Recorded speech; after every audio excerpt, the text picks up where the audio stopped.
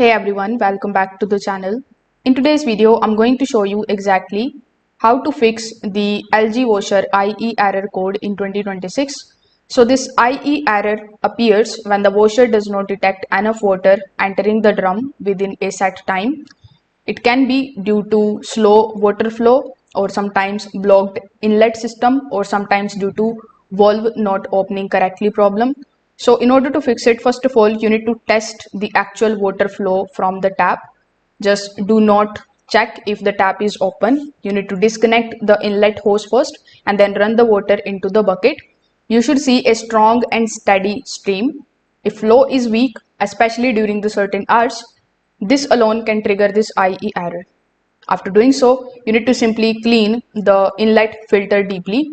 So remove the filter using pillars and then wash them thoroughly. If you see white scale or dirt build up, you need to clean it completely. Then LG washers separate hot and the cold inlet valve. So you need to start a wash cycle and then observe.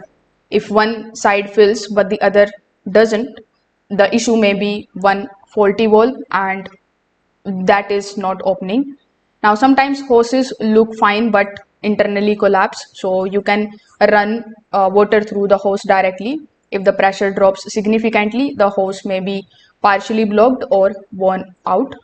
So you can try these methods and see if the IE error in your LG washer is gone.